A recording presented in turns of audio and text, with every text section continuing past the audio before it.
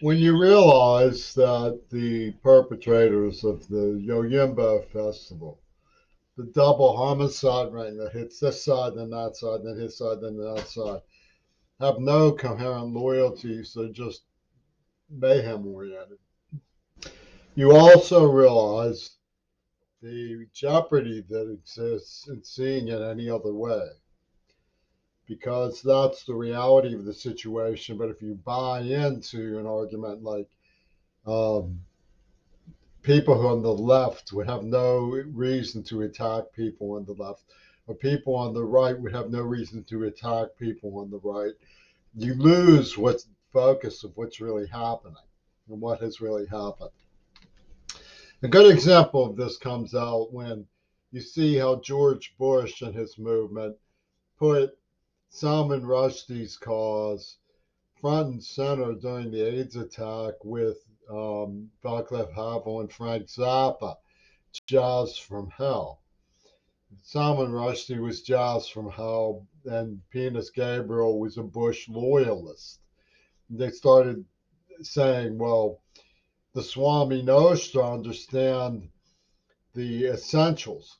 And the essentials were that the Obama machine of death and corporation had traded on a dibs call uh, fantasy idea of the white man crossing the Louis line, so the black man gets the higher doll of Yoko Ono's prize princess Midori Goto in a pussy ball war game called Two Virgins.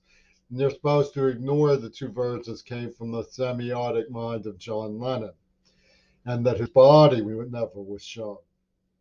They pulled a Houdini. But when you ignore that they pulled a Houdini, you get Paul McCartney lisping saying, well, Queerball wanted our attention, and he's not John Lennon. So what we do instead of warning people and stopping this farce is we call upon the Swami Nostra, who perceive the faker, Queerball, masquerading as a walrus, which is what they called me in the script. So John Lennon was evoked by a right winger today who was arguing that somebody's left wing representation of a family receiving weapons for Christmas had nothing to do with the shooting in Nashville, which itself at the present time has nothing to explain except that it was a right wing evangelical school of some sort. So it calls upon a subversion of a dominant paradigm, which is how this Yoyimbo crowd operate. We don't know that it was a left wing attacking a right wing, and even if they say it was, they said that Oswald was a left winger attacking um, a left winger or whatever was going on. They slyly used the paradigm to UW dialectical to focus people on this degrading of our public school safety, and so on. It's an ongoing Nazi hemorrhage from Hollywood's talking box machine and the military industrial complex. It goes on in Russia through something called Chernuka. Anyway, it evokes Law and Order's, oh, what does Revolution Number 9 or Helter Skelter have to do with knifing somebody?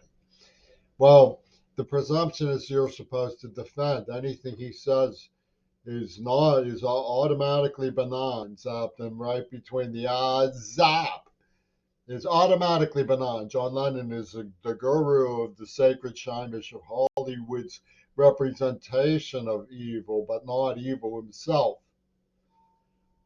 And the thing about that problem is that they were setting up the misuse of me as the anti-Lenin for fulfillments in revenge.